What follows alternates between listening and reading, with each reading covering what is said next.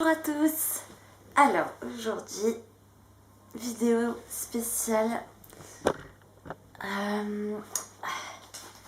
l'apocalypse en marche. Alors, l'agenda 21, le plan d'action de l'ONU pour le 21e siècle, est un contrat qui lie les gouvernements du monde entier à un plan global qui a comme ambition grossièrement de permettre à un maximum de citoyens de la planète de manger, d'apprendre, de communiquer et d'assurer la préservation de la Terre. Le concept du développement durable fait bien sûr partie du dictionnaire de l'agenda 21, qui consiste en un renouvellement des ressources pour les générations futures. Autrement dit, et pour faire court, l'ONU va devenir le dépositaire mondial de la Terre et de toutes ses ressources et va ainsi contrôler l'énergie, l'eau, la nourriture, l'agriculture et tous les aspects de la création. Au passage, je ne sais pas si vous avez vu, mais l'eau ne va plus être considérée comme un bien commun. Je ne sais plus ce qu'ils ont fait là, mais bon, bientôt il va falloir payer pour... enfin, ça va être la catastrophe. Le réchauffement climatique, fausse doctrine colportée par des scientifiques à la solde des maîtres à penser et de l'industrie de la gouvernance mondiale, fait partie des stratégies de l'ONU et de son agenda 21 pour contrôler les activités humaines tenues responsables du réchauffement climatique. Alors là, par contre, je ne sais pas si c'est le réchauffement climatique, si c'est complètement faux. Non, je pense qu'il y a quand même un réchauffement, mais peut-être pas aussi... enfin, je sais pas, mais bon.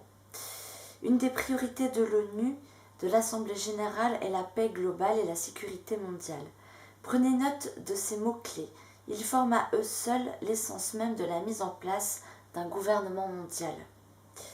Dans le rapport publié en 2009 intitulé Les objectifs du millénaire pour le développement, on trouve les objectifs stratégiques du développement durable.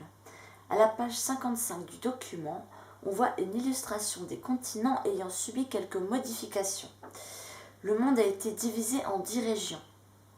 Ce schéma des 10 groupes régionaux a été créé par les Nations Unies pour pour des raisons pas très élaborées dans le document. Libre-échange, partenariats commerciaux. Mais il est permis d'associer la création de ces royaumes à la prochaine gouvernance mondiale. Sur le site de la Commission européenne, on peut aussi voir que les pays du monde appartiennent donc à 10 grandes régions. Voyons maintenant ce que l'on trouve dans le livre de Daniel. Chapitre 7. Concernant la gouvernance mondiale qui doit être constituée de 10 gouvernements ou rois. Après cela, je regardais pendant mes visions nocturnes et voici, il y avait un quatrième animal, terrible, épouvantable et extraordinairement fort.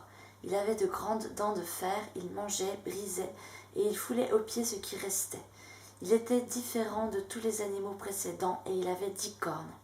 Les 10 cornes, ce sont 10 rois qui s'élèvent de ce royaume. Un autre s'élèvera après eux, il sera différent des premiers et il abaissera 3 rois.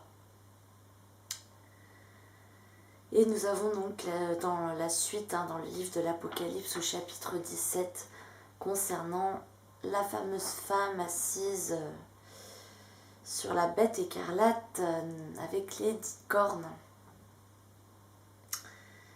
Voilà. J'ai trouvé ça intéressant donc de voir que ça avance assez vite tout ça.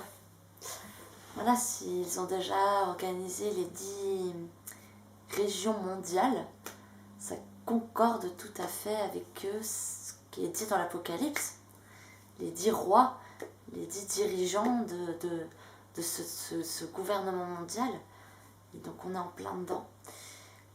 L'Antéchrist, selon les prophéties, pourrait apparaître d'ici 2022, donc courant 2022. Donc l'avertissement est arriver. Donc soyons prêts, soyons les épouses prévoyantes, ayons de l'huile dans nos lampes et veillons. Voilà, veillons, prions le chapelet de la miséricorde, le chapelet et jeûnons, préparons-nous. Et voilà, soyons dans la paix. Je voulais vous montrer, j'ai une nouvelle statue, elle est trop belle. J'ai une belle statue de la Vierge Marie. C'est un cadeau de ma tante. Voilà. Bon, je vous fais des gros bisous. Prenez bien soin de vous. Soyez bénis et à bientôt.